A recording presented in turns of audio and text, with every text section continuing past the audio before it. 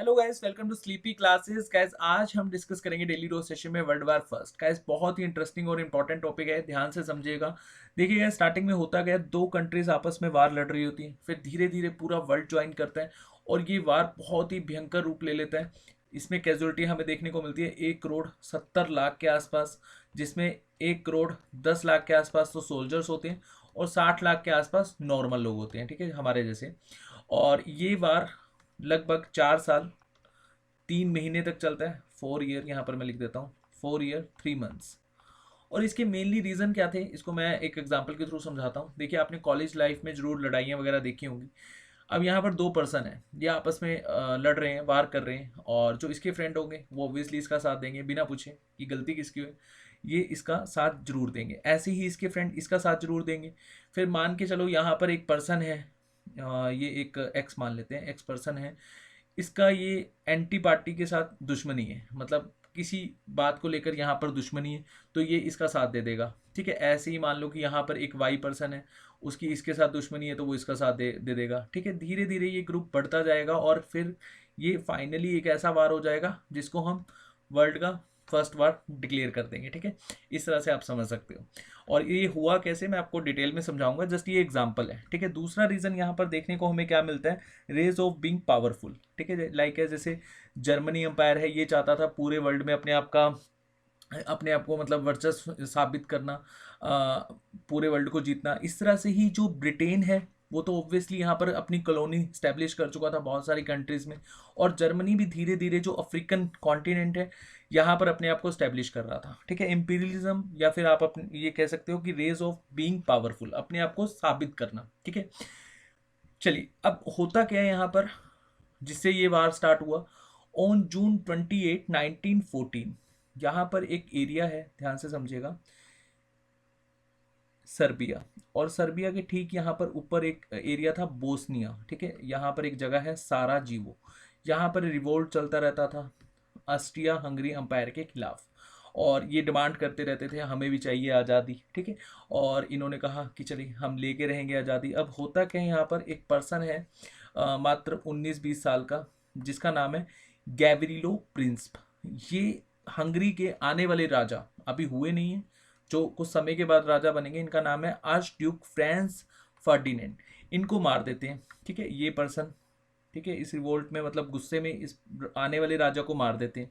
और इनके साथ इनकी वाइफ भी होती है, जिनका नाम है सोफी। अब जब आने वाला राजा मर जाता है तो ऑब्वियसली पूरा का पूरा अंपायर गुस्से में आ जाएगा। ठीक है, और ये छोटी सी कंट्री है, इसको दबाने की कोशिश करेगा। तो यहाँ पर ऑस्ट्रिया हंगरी ने यही किया, सर्बिया को बोला आप यहाँ पर अपने आप का जो कंप्लीट राज्य है वो हमें सौंप दो, मतलब यहाँ पर हमारा मोनार्च चलेगा। तो सर्बिया यहाँ पर मान जाता है, पहले यहाँ पर मान जाता है। लेकिन बाद में क्या सिनेरियो होता है कि जो ये प्रिंस है इसको तो पकड़ लेते हैं। जितने भी यहाँ पर मिनिस्टर्स शामिल थे इस रिवोल्ट में, या जो जो भी ये सिनेरियो हुआ जहाँ पर आने वाला राजा ही मार दिया जाता है। ठीक है, तो यहाँ पर डिक्लेयर करा जाता है ऑस्ट्रिया हंगरी के द्वारा कि हम उन मिनिस्टर्स को भी, या जो भी पर्सन इस रिवोल्ट में शामिल था उसको हम पकड़ेंगे। तो अब ये बात आ जाती है सर्बिया के अहम पे। ठीक है, या फिर आप ऐसे समझो कि सर्बिया में लोग रहते हैं जिनको कहा जाता है स्लेविक पीपल। ये एक, जैसे हम कास्टिज्म को लेकर चलो, या फिर आप डायनेस्टी रूल अपने इंडिया में देखे होंगे, लोधीज, इस तरह से आप कंसिडर कर सकते हो। स्लेविक लोग यहाँ पर रहते थे सर्बिया में। अब जो स्लेविक लोग हैं ये रशिया में भी रहते थे। तो जो सर्बिया के स्लेविक लोग थे ये रशिया पहुंच जाते हैं हेल्प के लिए। अब रशिया यहाँ पर इसका एंटी पार्टी होता है। ठीक है, मैंने आपको समझाया था ना एक एग्जांपल के थ्रू कि यहाँ पर जो एंटी पार्टीज हैं वो ऑटोमेटिकली ज्वाइन कर लेती हैं, क्योंकि हमें तो इसके साथ दुश्मनी है, और ये हमारा दोस्त है कि नहीं है वो बात की बात है। और यहाँ पे तो सर्बिया का दोस्त है रशिया। ठीक है, चलो मैं आपको डिटेल में समझाता हूँ और फिर आप अच्छे से कनेक्ट कर पाएंगे। देखिए, यहाँ पर दो ग्रुप होते हैं। एक ग्रुप को कहा जाता है ट्रिपल अलायंस।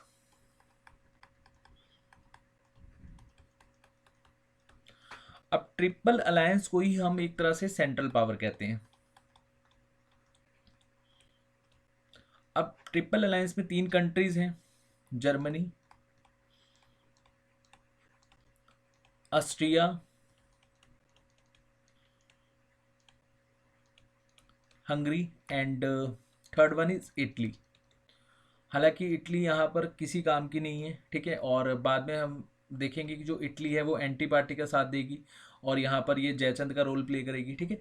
तो ये तीन कंट्रीज हैं, और जब भी ये इनके बीच में एक अलायंस होया होता है कि यहाँ पर मान के चलो कि ऑस्ट्रिया हंगरी पर कोई मुसीबत आ गई तो जर्मनी और इटली साथ देंगे, इस तरह से ये एक अलायंस था, ठीक है।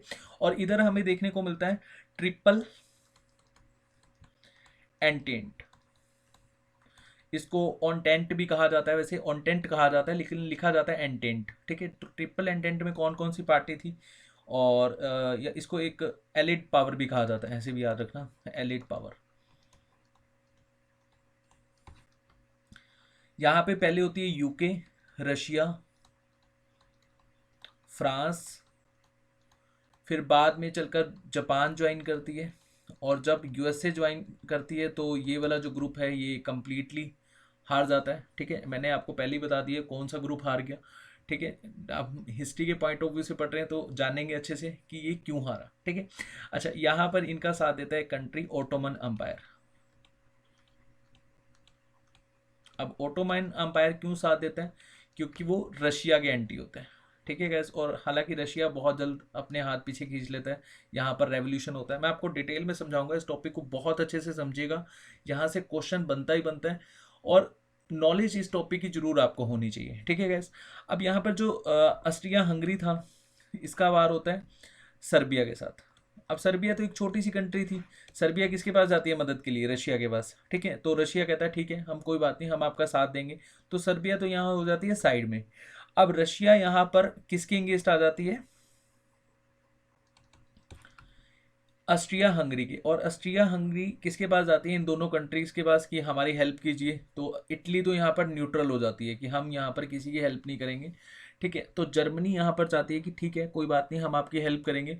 और जर्मनी का एक अलग सिनेरियो चल रहा होता है कि हमें एक्सपेंशन करना है, ठीक है। इंपीरियलिज्म की ये पॉइंट ऑफ व्यू में अपने आप को यहाँ पर स्टैब्लिश करना चाहता था पूरे वर्ल्ड में। तो जर्मनी साथ देता है किसका, ऑस्ट्रिया हंगरी का, ठीक है। मैं आपको मैप के थ्रू अच्छे से समझाता हूँ। देखो ये जर्मनी अंपायर है और ये है रशिया अंपायर। अब जर्मनी को लगा कि अगर हम रशिया पर डायरेक्ट अटैक करेंगे तो रशिया वैसी पावरफुल है, कहीं ना कहीं हम यहाँ पर हार सकते हैं। तो जर्मनी ने समझा कि जो इसके जो मतलब एक तरह से अलायंस कंट्रीज हैं, पहले उनको हम हराते हैं, ठीक है। तो जर्मनी ने सबसे पहले सोचा कि हम फ्रांस पे अटैक करेंगे, ठीक है। तो ये यहाँ इनके एक जो आर्मी के चीफ होते हैं, इनका नाम होता है स्केल्फिन, स्केल्फिन ऐसे कुछ नाम है इनका, ठीक है। तो ये एक प्लान करते हैं कि जर्मनी को सबसे पहले फ्रांस को हराना चाहिए, और फ्रांस को भी डायरेक्ट नहीं हराएंगे, हम बेल्जियम के थ्रू हराएंगे। देखिए छोटी सी कंट्री है बेल्जियम, इसके थ्रू हम फ्रांस पर अटैक करेंगे। अब बेल्जियम पर इन्वेड हो जाता है जर्मनी का, और बेल्जियम का एक अलायंस होया होता है किसके साथ, ग्रेट ब्रिटेन के साथ, कि जब भी बेल्जियम पर कोई अटैक करेगा तो ग्रेट ब्रिटेन आ जाएगा। ध्यान से समझिएगा, जर्मनी अटैक करना चाहता था फ्रांस पे, उसने सोचा कि हम बेल्जियम के थ्रू जाएंगे, डायरेक्ट यहाँ पर अटैक नहीं करेंगे। बेल्जियम में तो इन्वेड करके ही जीत लेता है बेल्जियम को जर्मनी, ठीक है। और बाद में बेल्जियम का साथ कौन देने आ जाता है, जिसने इसके साथ अलायंस करा होता है, ग्रेट ब्रिटेन, मतलब बोले तो यूके। और यहाँ पर ये जो वार है ये बहुत ही डेंजरस हो जाता है, इसमें जर्मनी को पहले तो डिफीट सहना पड़ता है, यूके और फ्रांस साथ में आ गया। दो पावरफुल नेशन है, मैंने आपको मॉडर्न हिस्ट्री में समझाया था कि आपस में भी लड़े हैं, हमारे इंडिया में कर्नाटकी वार्स हुए थे और पावरफुल भी थे दोनों। अब ये दोनों मिलकर किसका सामना कर रहे हैं, जर्मनी का।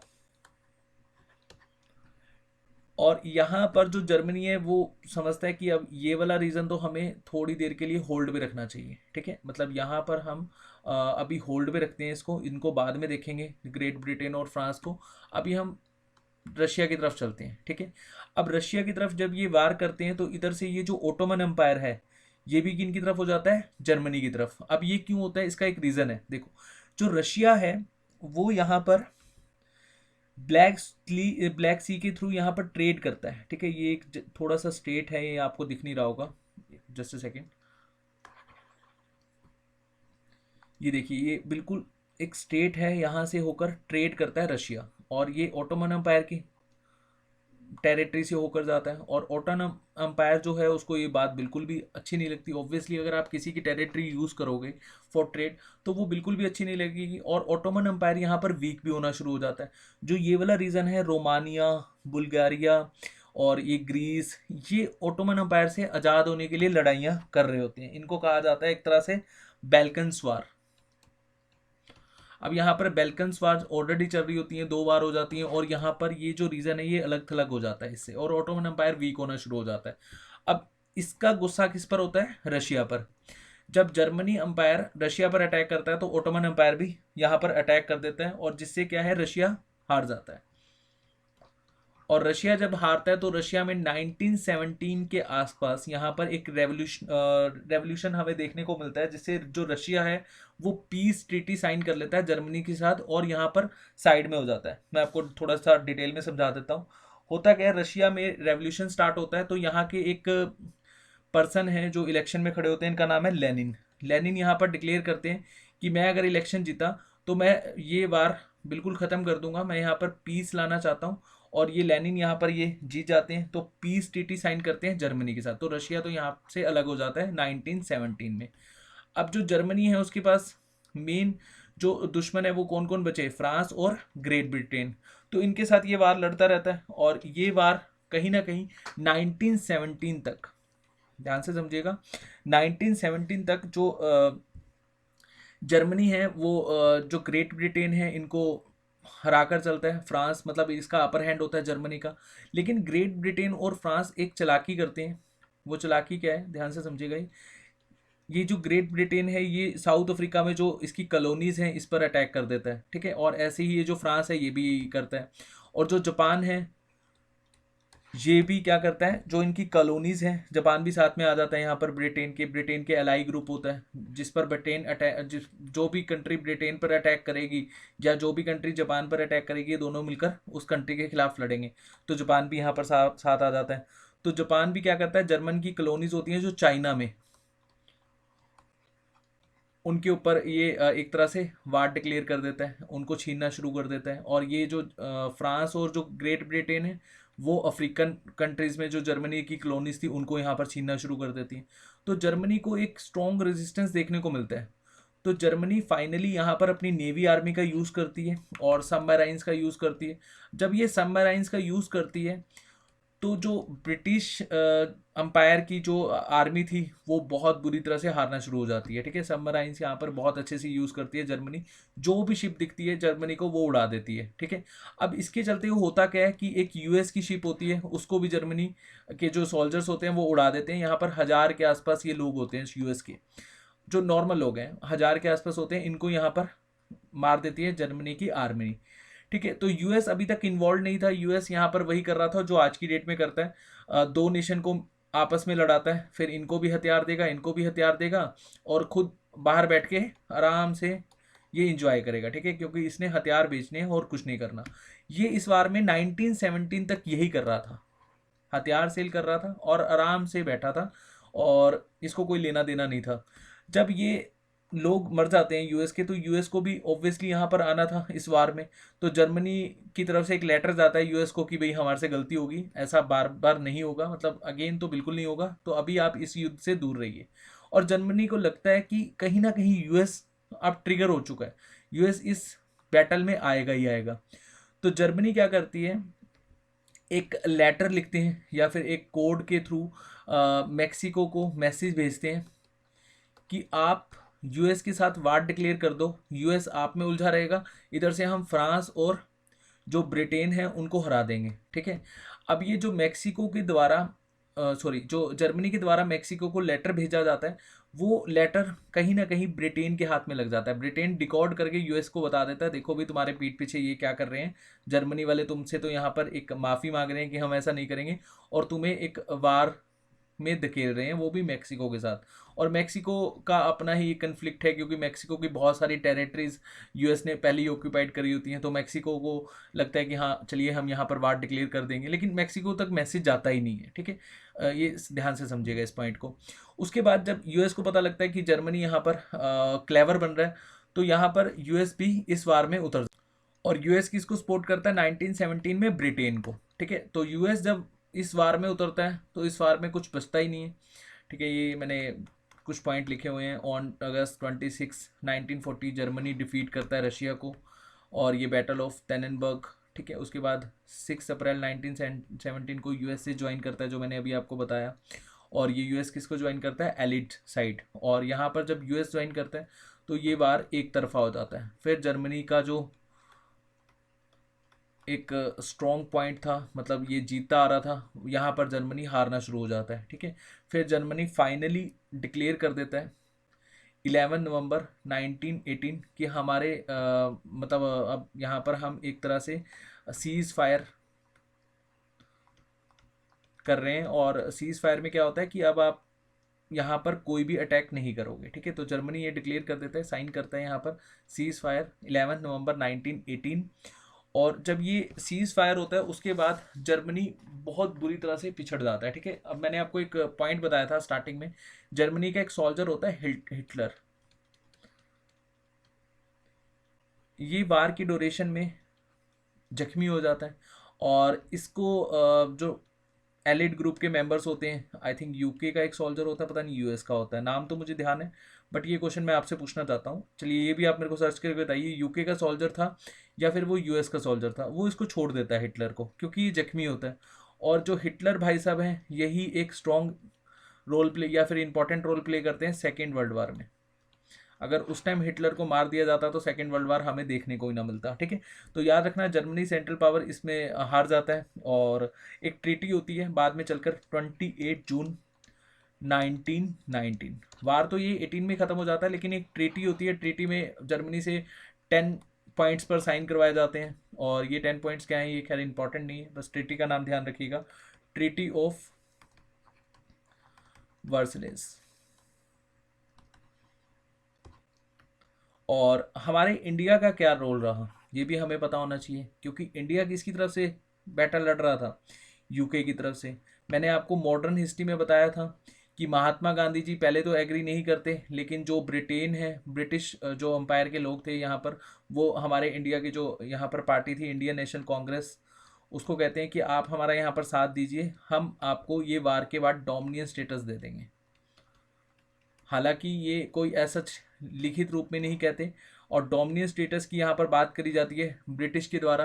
और जो महात्मा गांधी जी हैं वो थोड़े से पोलाइट हो जाते हैं, क्योंकि महात्मा गांधी जी को लगता है कि अब ब्रिटेन थोड़ा वीक है, हमें यहाँ पर रेवोल्यूशनरी एक्टिविटीज़ नहीं करनी, हमें कुछ भी ऐसा नहीं करना जिससे हम ब्रिटेन को और वीक करें। ठीक है, तो महात्मा गांधी जी और इंडियन नेशनल कांग्रेस इनकी बात मान लेते हैं।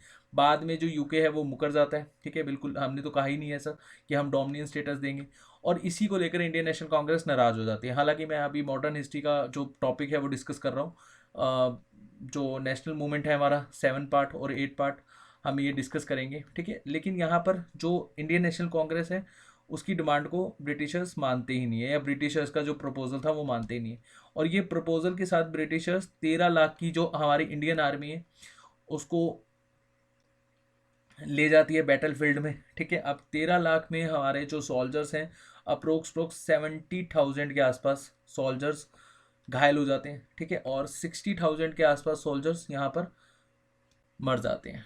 और 13 लाख का ये फिगर आपने याद रखना है, 60,000 सोल्जर्स यहाँ पर मर जाते हैं और 70,000 के आसपास सोल्जर्स यहाँ पर घायल हो जाते हैं। अच्छा, इनके लिए एक ब्रिटिश को लगता है कि अगर मैंने ऐसा मतलब एक ट्रिब्यूट नहीं दिया इनको, तो कहीं ना कहीं ये जो 13 लाख सोल्जर हैं ये रिवोल्ट ना कर दें। अगर इन्होंने रिवोल्ट कर दिया तो हमको तो यहाँ से जाना ही होगा। तो इनके लिए एक ट्रिब्यूट के तौर पे हमारे भारत में बनता है इंडिया गेट। अगर आपको ये फैक्ट पता था तो बहुत अच्छी बात है, नहीं तो ऐसे फैक्ट्स आपको पता होने चाहिए। ठीक है, जस्ट फॉर नॉलेज। पेपर के लिए तो चलो इम्पोर्टेंट है ही, लेकिन नॉलेज के लिए आपको ज़रूर ये पता होना चाहिए। तो वर्ल्ड वार 1 में जो भी हमारे सैनिक शहीद हुए और जो घायल हुए उनको एक ट्रिब्यूट दिया था ब्रिटिशर्स ने, और ये ट्रिब्यूट क्या था? India Gate. और एक वार था, ये मैं आपको बता देता हूँ, वैसे ऐसे वार डायरेक्टली पूछ ले जाते हैं क्वेश्चंस में, है ना। तो 1915 में जर्मनी को डायरेक्टली डिफीट करा था इंडियन सोल्जर्स ने। और ये वार को क्या हम किस नाम से जानते हैं? बैटल ऑफ चैपल या फिर ऐसे इसका नाम आएगा न्यू चैपल। ये 1915 में हुआ था। इसमें डायरेक्टली डिफीट करती है इंडियन सोल्जर्स किनको, जर्मनी को। तो गैस ये था वर्ल्ड वार वन, और वर्ल्ड वार वन में जितने मैंने आपको फैक्ट्स बताए वो आपने याद रखने हैं। वैसे ये स्टोरी की फॉर्मेट में मैंने इसलिए समझाया कि जो आपका हिस्ट्री है वो आपको स्टोरी की फॉर्मेट में ही याद रहता है, ठीक है। हिस्ट्री आप तभी अच्छे से पढ़ पाओगे जब आपके मन में दो क्वेश्चन आएंगे, क्यों और क्या। ये क्यों हो रहा है और क्या है ये सब, तो आप लोग अच्छे से समझ पाएंगे। क्रैम करेंगे रट्टे से कुछ भी ऐसा याद नहीं होगा। रट्टा ठीक है हिस्ट्री में तो नहीं लगेगा, बाकी अदर सब्जेक्ट्स में काम आएगा। चलिए thank you so much. PDF मिलेगी आपको हमारे टेलीग्राम चैनल पर। और जो मैंने क्वेश्चंस पूछे आपसे, वैसे एक ही क्वेश्चन पूछा है, उसका जवाब जरूर दीजिएगा कमेंट सेक्शन पे। Thank you so much.